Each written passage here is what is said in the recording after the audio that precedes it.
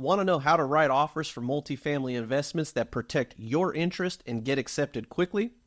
A well-crafted offer can be the difference between closing the multifamily deal that you're going after or getting outbid by other investors. Hello everybody and welcome back. For those of you watching for the first time today, I am Paul Macaluso, the Multifamily Renegade, and the goal of this YouTube channel is to help you grow your multifamily investments through my expertise as an owner-operator of multifamily property here in Las Vegas, as well as my decade-plus experience being a commercial real estate broker specializing in investment sales of multifamily property. Creating an offer that protects your interest without scaring off the seller can be like walking on a tightrope. The skill is really like a balancing act, especially if you're in a competitive market. Now, I'd like to share with you how to find the right balance to stand out, protect your investment, and close the deal. So let's jump in and get started. The first thing that we're going to discuss is price and terms. Not sure if you've ever heard this before, but a mentor of mine taught me this years ago. I'll give you your price if you give me my terms.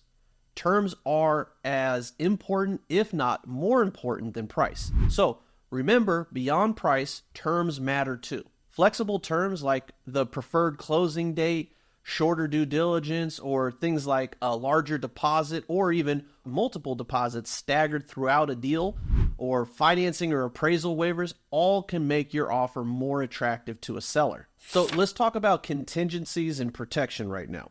Every offer you write must make sure that you're protected, but don't come off overbearing or like a dick.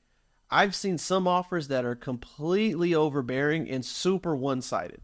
When this happens, sellers get turned off and just don't want to work with you. Now, I'm sure that you've met people before that come off like everything is about them. You know, the people that are like, me. And no one really wants to deal with them.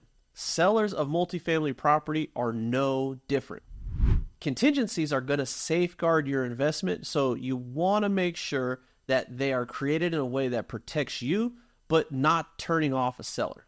Contingencies safeguard your investment, so you want to make sure these are crafted in a way that protect you, but don't turn off a seller.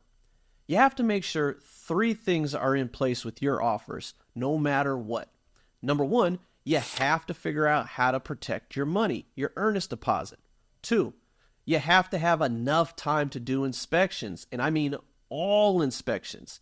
And number 3, it has to be attractive enough to a seller to actually get accepted. Now, balancing financing, inspections, and appraisal contingencies without overloading the offer is key to getting it accepted. Now, let's shift gears a little bit and talk about inspections and due diligence period. The inspection period is your time to verify the property's condition, both physically and financially. Don't mistake regular wear and tear for something other than what it actually is. Keep things quick and make sure you walk every single unit.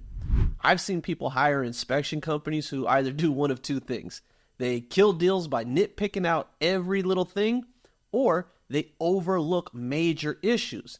And neither one is right and can cost you big time. Having a reasonable timeline shows the seller you're serious without overextending the process. Do your best to keep things simple and moving along in the right direction. A winning offer balances price in terms and contingencies. Remember, it's about making the seller feel comfortable while protecting your interests. Several years ago, I bought a property that it was going through probate, and I submitted the offer. I lowballed the shit out of these people, and I was actually pissed off when they accepted it because I said, God damn it, I should have offered less. Anyways, part of the thing that I did in that offer was I put into place that my contingency period started after court approval of the sale. So long story short, we ended up doing a lot of the due diligence and inspections and everything up front. I even actually had the seller side make some repairs to the property before court approval was even given, right? Then I show up to court, and I didn't realize this at the time, but you actually have competing bids at the courthouse when the sale gets approved by the judge. I did not know that. I found this out the day before the court date because the broker came back to me and said, hey, guess what? We're going to have some people that are going to be up there bidding as well. And I'm like, the fuck? I already got my offer accepted. I didn't know anything about probate, and this fucking broker that I was dealing with that represented the seller sure didn't inform me about the probate process. Didn't have a clue, right? So come to find out, there was going to be some competing bidders up there at the courthouse.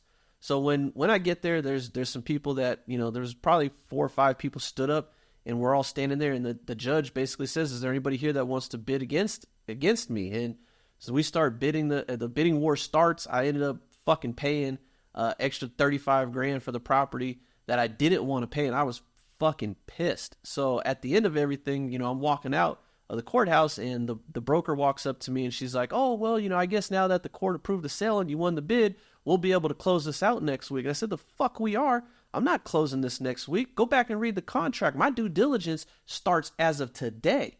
The probate court approved the sale as of today, so I got 35 fucking days to figure out what I want to do. I was pissed, right? And the broker's standing there looking at me like, oh shit, she didn't realize what the offer was and how it was written. So I had my earnest money protected. I had them already committed to the deal and spending money out of their pocket to make repairs.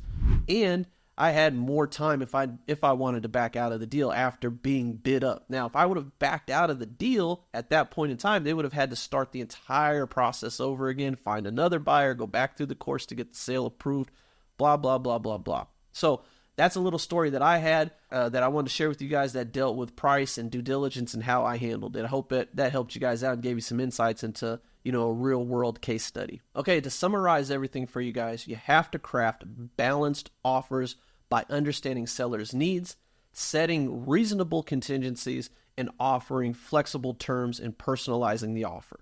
Now, if you guys wouldn't mind, drop me a comment below and share your offer writing tips that you may have had in the past. If I didn't cover anything here, or you want me to expand on anything that I actually covered here, drop me a comment below. More than happy to share any more insights with you guys. So that's going to do it for today's video, guys. And if you haven't already subscribed to the channel, make sure you hit that subscribe button below before you leave and click that notification bell, because I try to drop 2 videos a week. So if you like the information that I'm sharing with you, you're going to want to hit that notification bell so you're updated every time a new video drops. Thanks again, guys. I appreciate you watching. I'm Paul Macaluso, the Multifamily Renegade, signing out.